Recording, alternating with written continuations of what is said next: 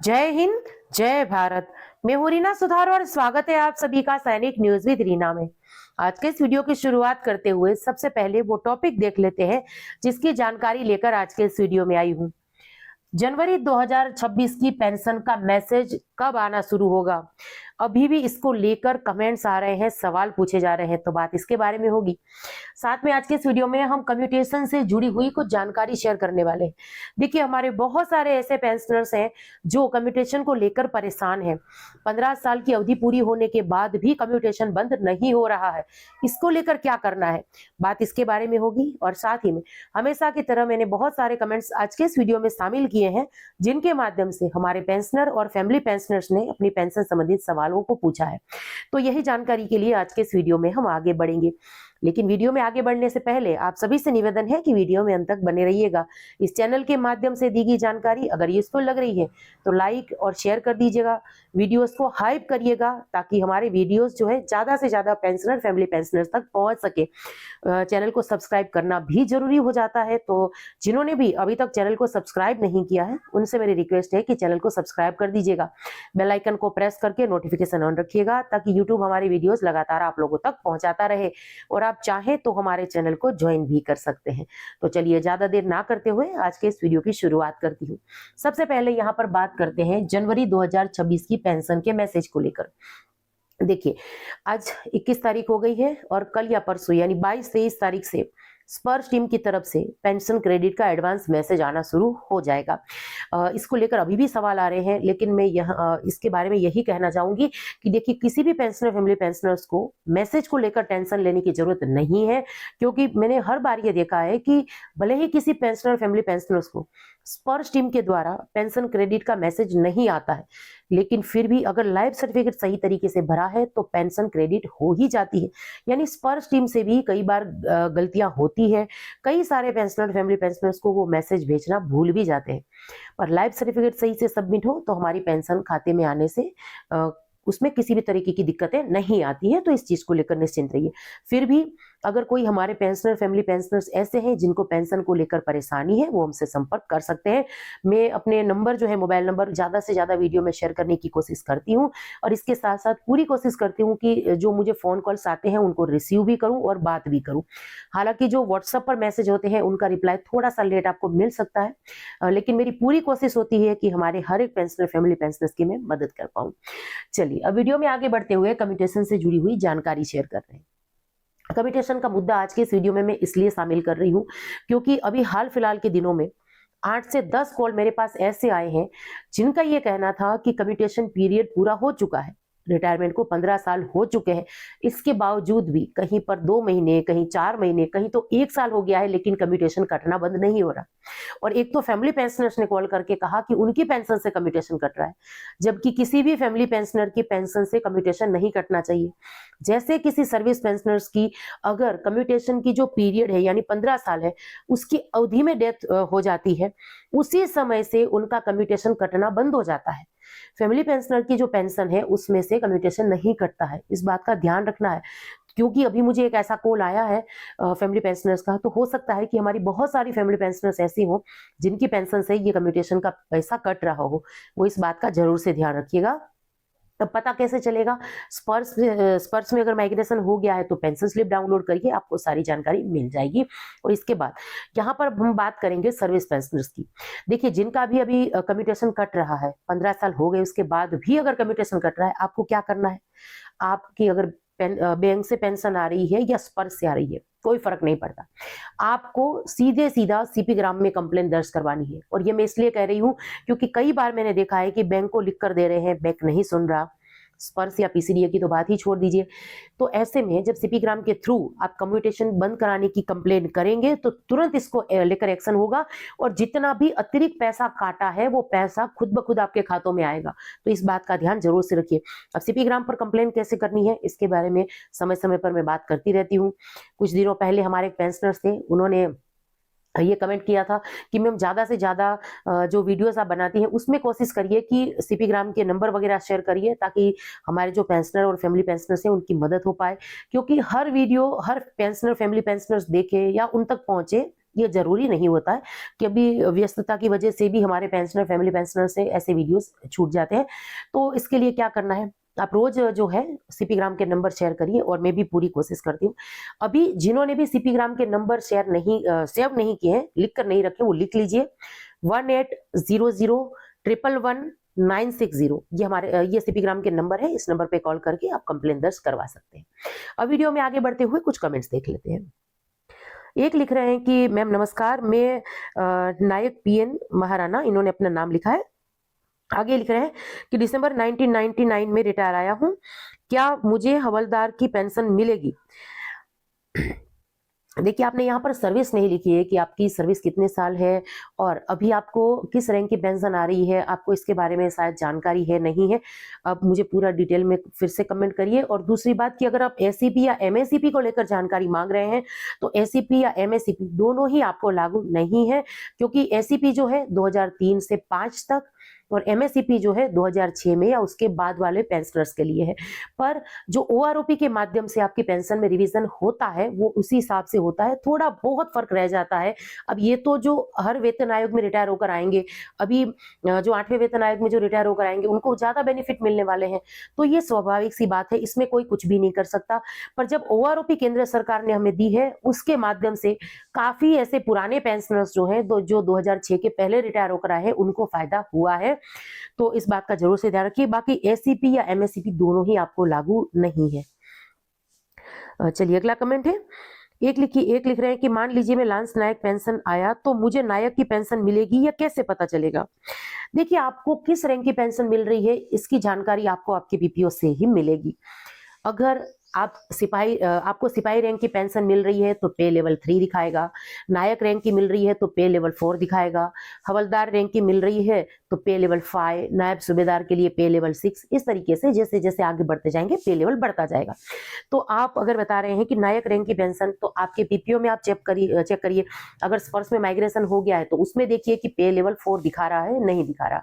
कई बार स्पर्श से भी गलती होती है, तो आप अगर जागरूक हैं, आपको जानकारी है, तो आप आपकी पेंशन खुद भी सुधरवा सकते हैं। अभी थोड़ी देर पहले मैंने सीपी ग्राम के नंबर भी शेयर किए। अगर आपको लगता है कि सही पेंशन नहीं मिल रही तो आप सीपी ग्राम पर कंप्लेन कर सकते हैं, जरूर से कार्रवाई होगी। बाकी पे लेवल के हिसाब से आप चेक कर सकते हैं कि आपको कौन से रैंक की पेंशन मिल सकती है।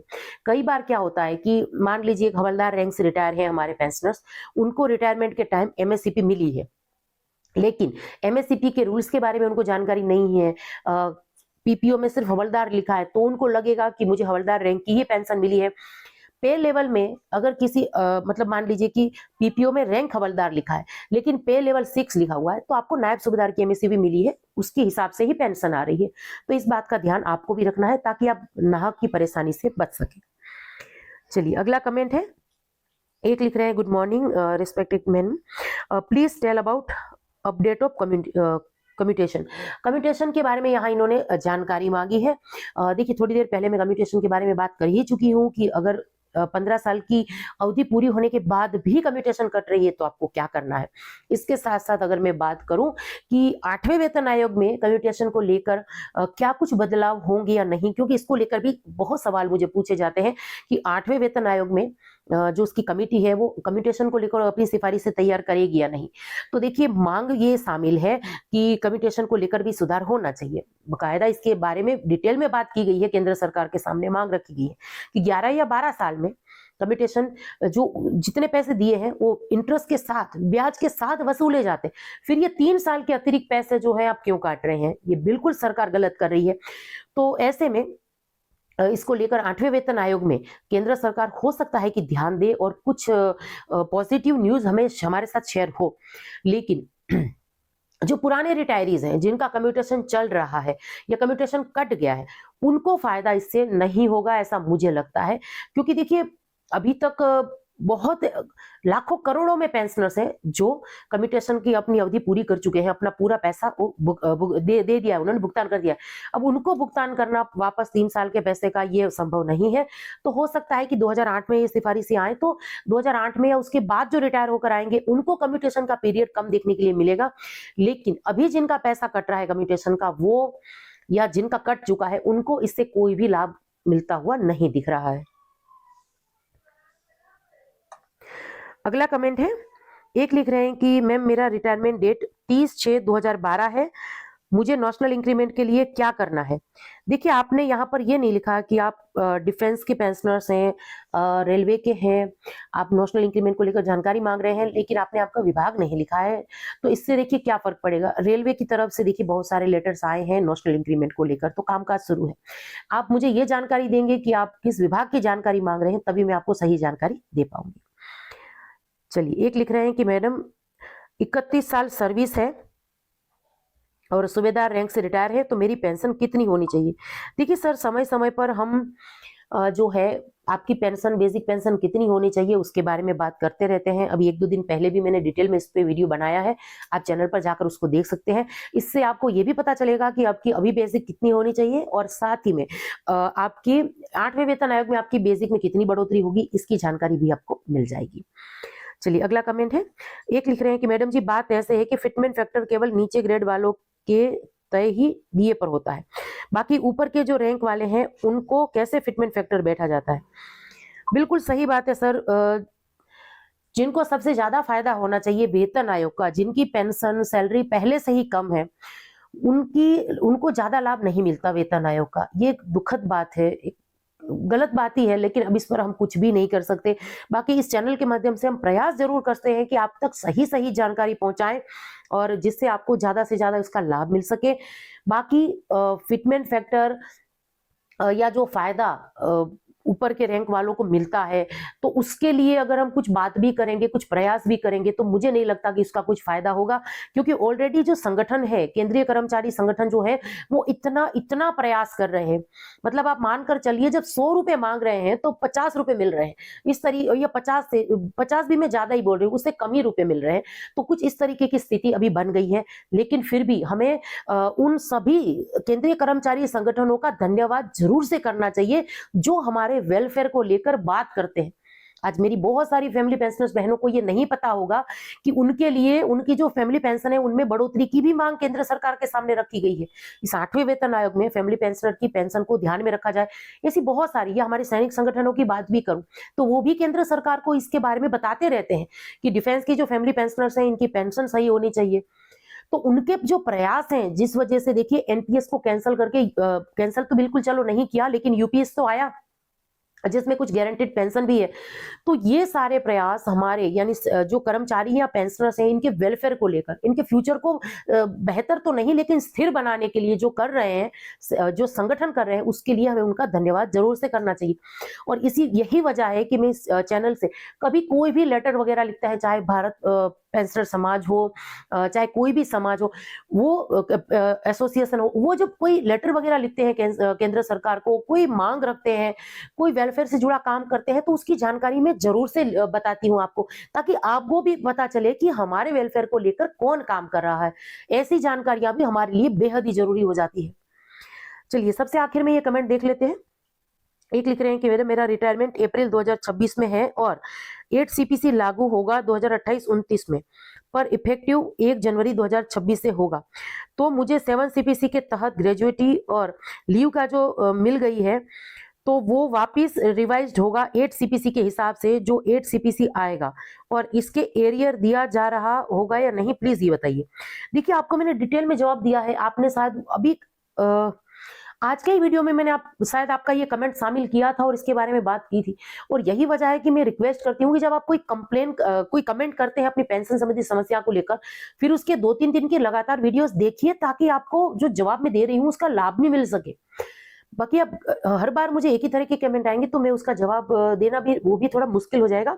पर यहाँ पर मैं फिर से बता दूं कि देखिए, आप 2026 में रिटायर होकर आए हैं, तो क्योंकि वेतन आयोग की सिफारिश से न अभी बनकर आई है न लागू हुई है, तो ऐसे में जब आप रिटायर होकर आएंगे तो 7वें वेतन आयोग के तहत ही आपकी ग्रेजुएटी वगैरह या जो भी बेनिफिट्स होंगे उसमें कैलकुलेशन होगा, उसके हिसाब से ही होगा। फिर जब 8वां वेतन आयोग आ जाता है तो आपको ध्यान देना पड़ेगा कि आपको जो एरियस वगैरह मिला 8वें वेतन आयोग का, अगर एरियस बनेगा, केंद्र सरकार देगी, तो नॉर्मल जो आपकी पेंशन में डिफरेंस होगा उसका वो कितना आएगा, तो इसके हिसाब से, या आपकी जो कुछ महीनों तक आपने जो सर्विस की है तो सैलरी के हिसाब से आपका एरियर बनेगा, फिर आपकी ग्रेजुएटी का पैसा जो उसमें फर्क पड़ेगा, ये सारा कैलकुलेशन आपको करना पड़ेगा, आपको ध्यान देना पड़ेगा। तो इस बात का ध्यान जरूर से रखिए, जब वेतन आयोग आए अब इसके बारे में जरूर से चेक करिएगा कि आपको पूरा पैसा मिला या नहीं। बाकी ऐसी गड़बड़ियां हर वेतन आयोग में होती है, ऐसी परेशानियां जो भी, अगर वेतन आयोग का पीरियड शुरू हो गया है और जो रिटायर आ गए हैं उनको ऐसी परेशानी आती ही है। लेकिन अगर अवेयरनेस है, पता है कि क्या कार्रवाई करनी है, कैसे कार्रवाई करनी है, तो पेंशनर्स अपना हक जरूर से ले पाते हैं। तो यही कुछ जानकारी थी जिसको लेकर आज के वीडियो में आई थी। अब जानकारी आप सब लोगों को कैसी लगी कमेंट्स के माध्यम से जरूर से शेयर करिएगा। इसी के साथ आज के इस वीडियो से विदा लेती हूँ। जय हिंद।